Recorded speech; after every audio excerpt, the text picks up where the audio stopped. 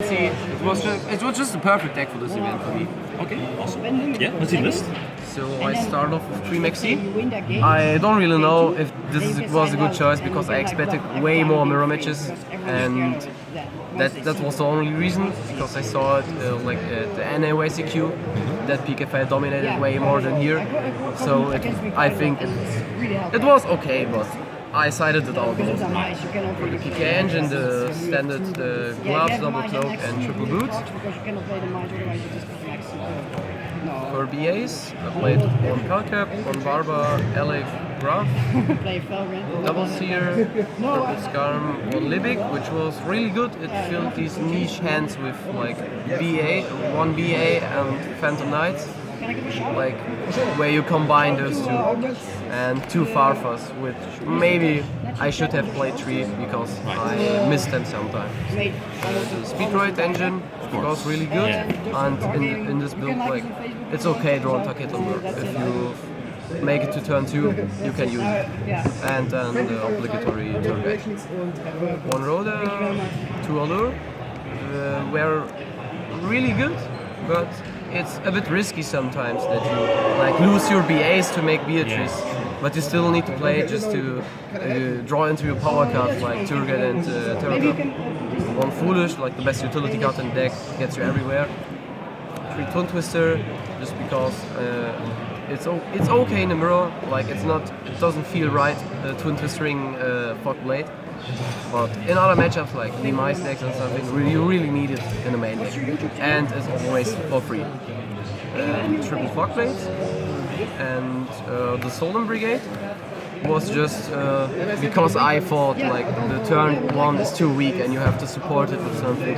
Also, like Pendulum is the worst matchup for this deck, and you have very many mind games you can play with Pendulum players, like activating boots, getting Fog Blade, and then just setting Strike, because they don't fear anything. They will Pendulum summon for 5 and run straight into it. Alright, side and extra. I start with extra. Of course, triple Dante. Double Beatrice, which was a bit too... it was okay, but I missed the third one like 3 times. But it's just, the extra deck is so tight.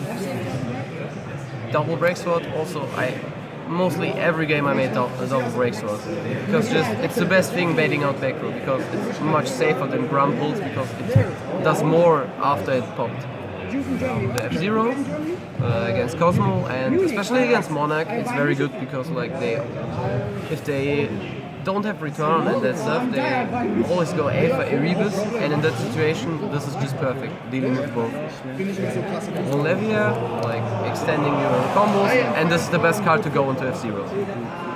The Corbett package was okay. Most players know how to play around it, like just summoning Beatrice in attack mode, because in a mirror match there's no reason to summon it in defense, because they won't attack into it. If they attack into it, it's good for you, because the worst case scenario is that you both do a purple Dante game. 1 Nightmare Shark, which is really good in a mirror match, because if the game goes towards timeout, I always try the strategy that I immediately after I outed his Beatrice go into Nightmare Shark and start attacking, because the game will take forever and you can't do anything about it. It will take forever every time. And like if you get double Nightmare Shark through, you can grind out until a point that he makes the mistake that leaving a monster in attack position and beating over with Rebellion Dragon with a 3/5 body. So that is how I won 3 mirror matches. Then 1 Grumples, which is really good against demise decks and mostly the best play after you get cherries. 1 Rebellion Dragon. I regret playing this. I should have played Rhapsody Berserk. Every time I came into this, Rhapsody would do the same or better. And 1 Pilgrim. I couldn't fit Virgil into the extra deck, but it was okay. It never came up for me. Okay.